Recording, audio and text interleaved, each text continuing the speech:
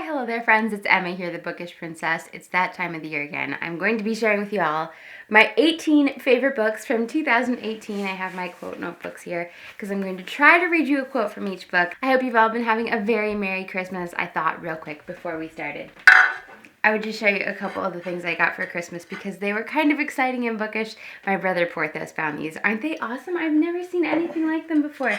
They have these three little containers, and this one says a compendium of flowers. So you could put flowers in it, collected curiosities. I think the picture had like, kitchen utensils in this one, and this one is the writer's companion for pens. But oh my gosh, I'm so excited to have them on my shelf. They're so cute. If you watched my Christmas Eve vlog, you will have seen some of my Mary Baker's collection of ornaments out, and this year Santa finished off my collection. I didn't even know there was this adorable little tree you can hang them on. They are so cute. I also got my first ever Emma Bridgewater teapot, which is kind of the prettiest thing. So go grab yourself a calming beverage and let's get to it.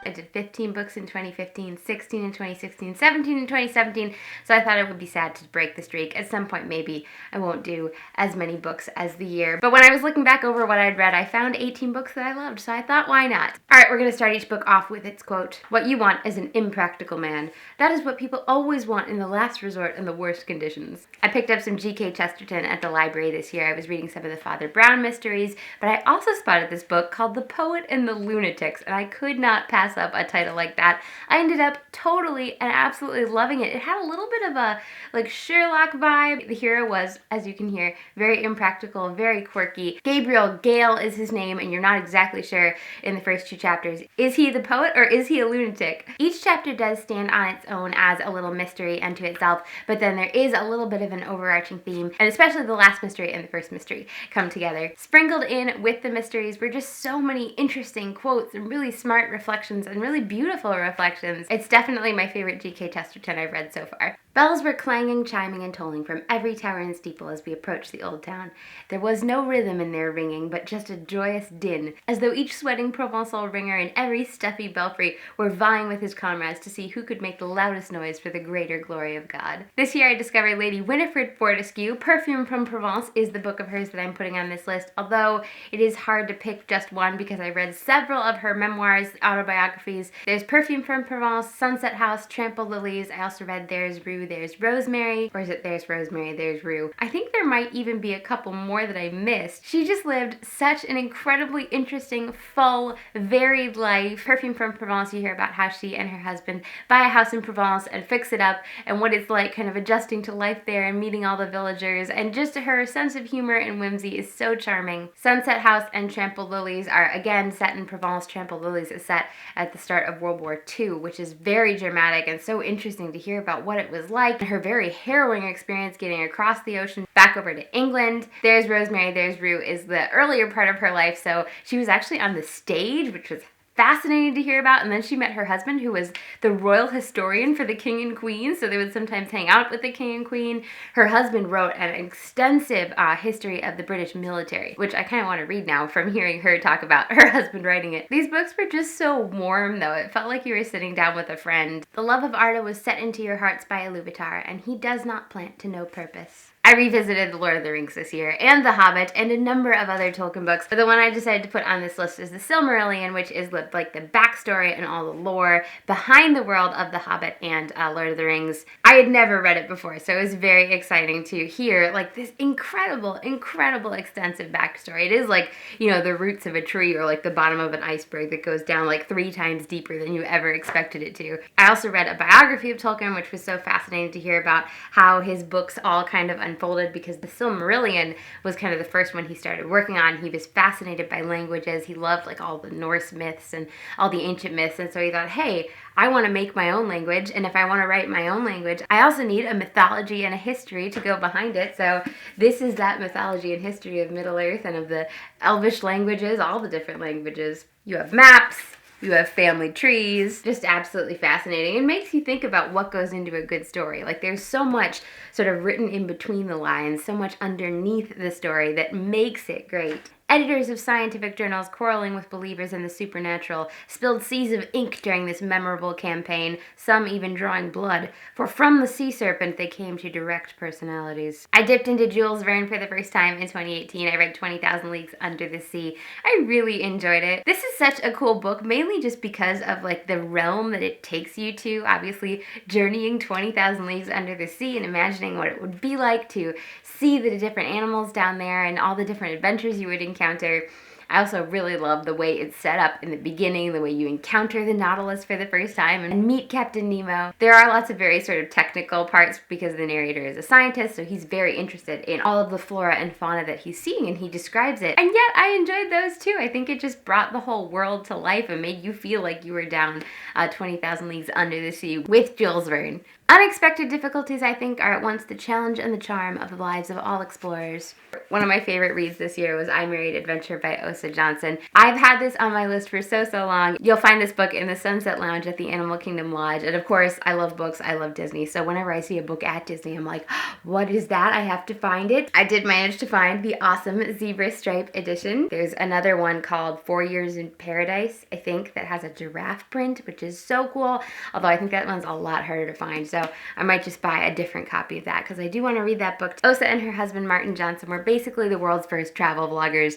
They were photographers. They traveled to the South Seas, to Africa. It's so cool how every step of the way they like learned and embraced the new technology. So first it was photographs. Then when moving pictures arrived, they started doing film and video. When sound became a thing, they started adding sound equipment to their retinue. They learned how to fly a plane. They had 2 planes, and actually the covers of the book, the zebra stripes and the giraffe print, were on their planes, which is so cool. Osa and Martin just sound like 2 extraordinary people. I love their sense of adventure. Osa and Martin were always a team. They worked best together, so they were side by side every step of the way. I love seeing how they support each other. Like Martin's maybe more technical knowledge of the camera, Osa's organization. There's actually a museum dedicated to Martin and Osa in Chanute, Kansas, and the curator of the museum actually sent me one of their newsletters. So if I'm ever in Chanute, Kansas, I totally want to go and stop by and see that.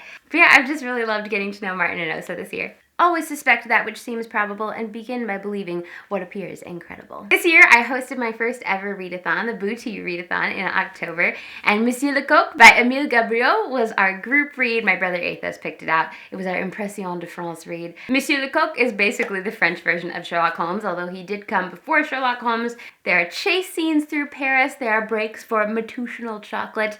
The characters in this book are absolutely incredible. Even like the secretary or like the cab driver, even characters that you really just pass by are so well drawn and so real. Talk about stories with deep backstories.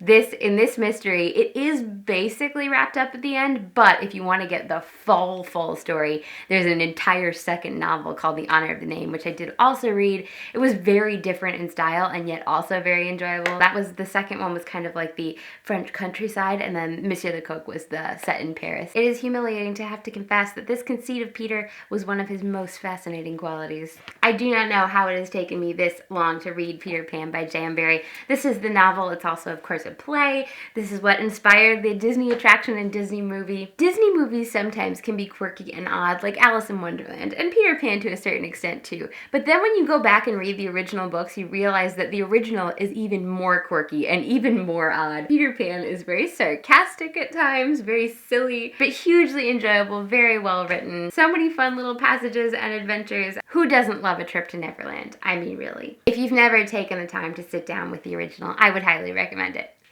I suppose that my mother could have been a witch if she had chosen to. If you've watched my reading vlogs and reading wrap-ups from throughout the year, you'll probably recognize some of these just by their quotes because I know I've mentioned them. This I read in the fall is Thorny Hole by Mary Stuart. As the opening sentence suggests, there is such a great magical vibe running throughout this book.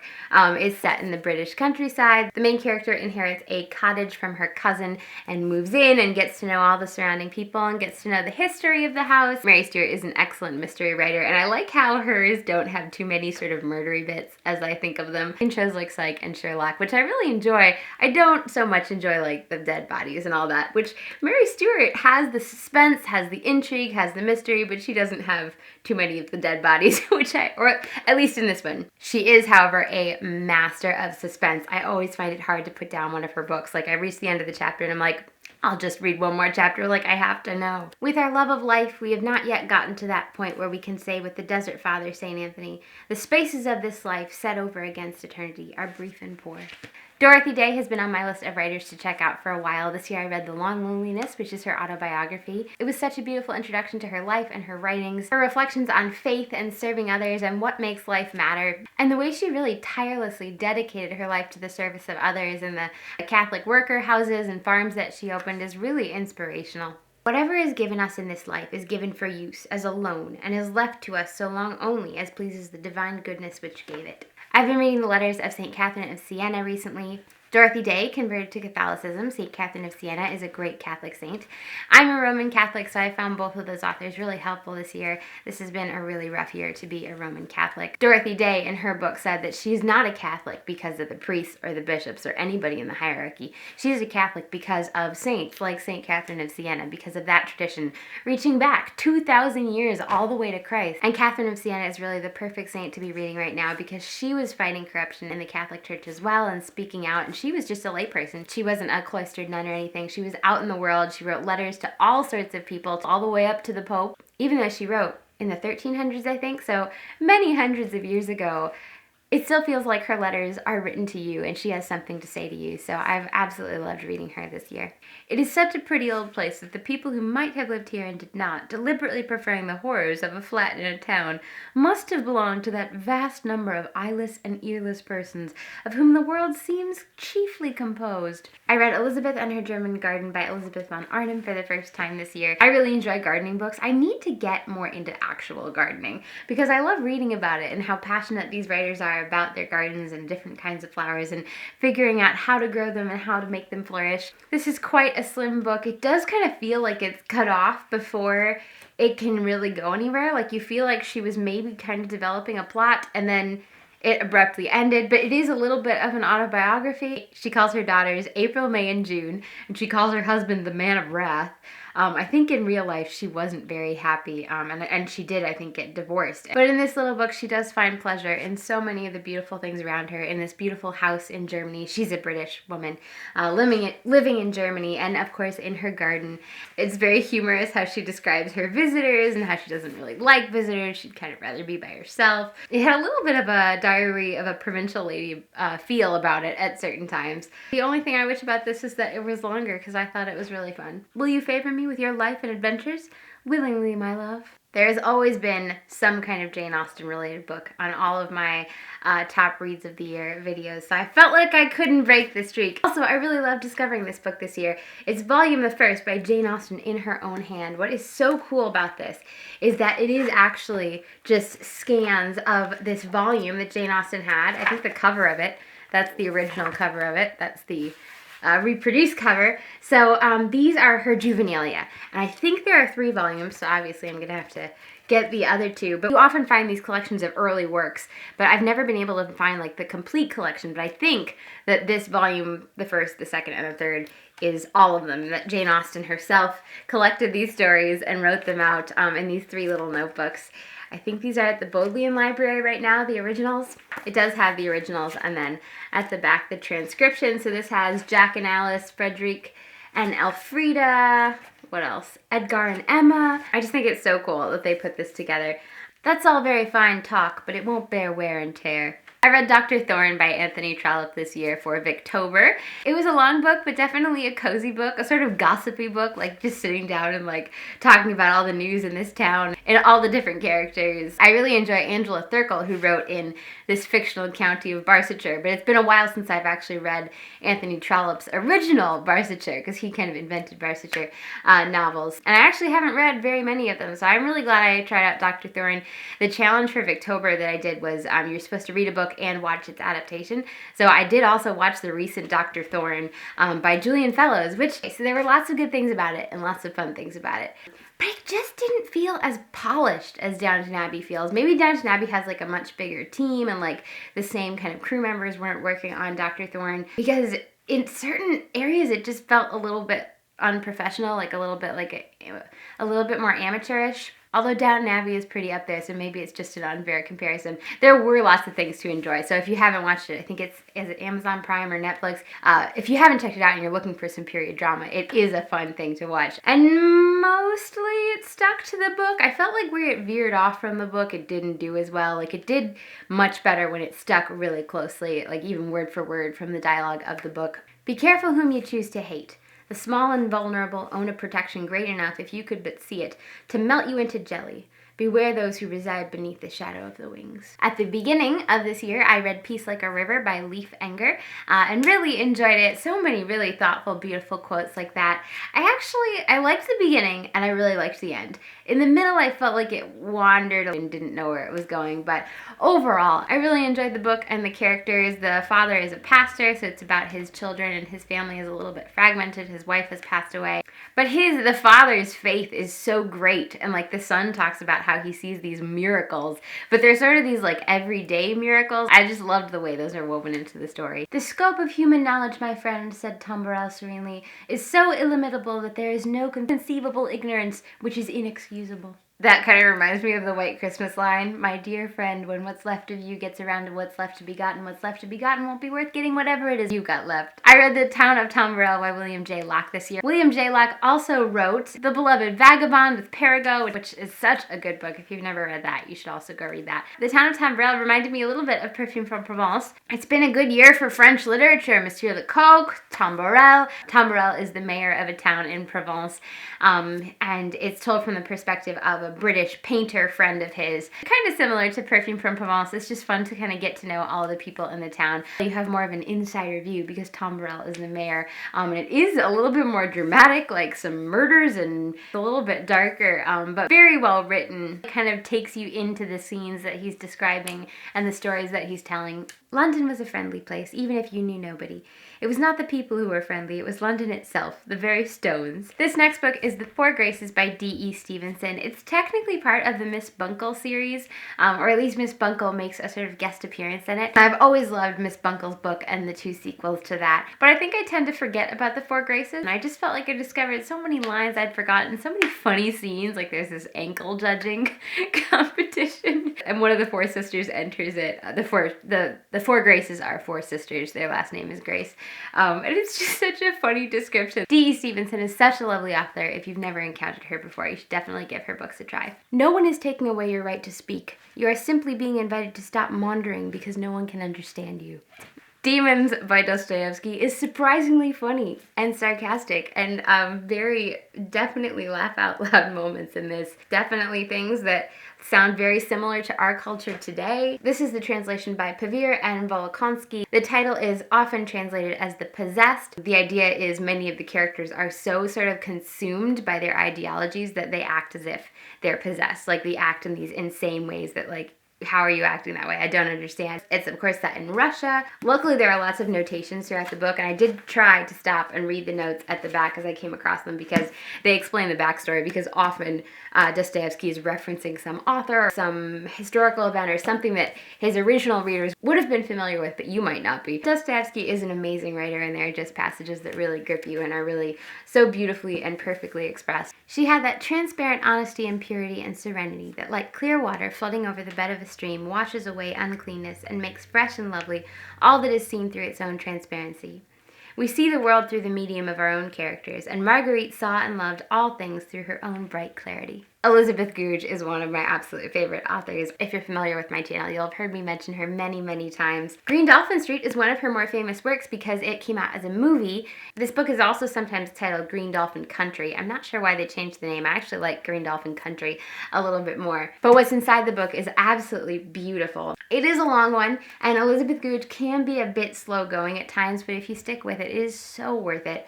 Her writing is just so deep and so lovely. And I love how she writes about the power of faith and the power of prayer, and how suffering, even when it seems senseless, can be incredibly redemptive and incredibly meaningful. This book is about two sisters, Marguerite and Marianne, who live on the island of St. Pierre, which I think is supposed to be inspired by the Guernsey Islands off the coast of England. There's also a young man, William Ozanne, who ends up going off to New Zealand, and one of the sisters goes with him, and the whole story unfolds. The settings are just so incredibly beautiful and lovely. St. Pierre especially. This makes me want to visit Guernsey, and honestly New Zealand as well. I love how she describes people and their feelings and their prayers. This one is definitely one of my absolute favorite reads of 2018. Alright, I think that was 18, so I guess I'll wrap this up. I didn't have any Mary Poppins books on my reading list this year, but I definitely want to read some next year because there's the new Mary Poppins movie, which I have not yet seen. I think we're going to go see it possibly today.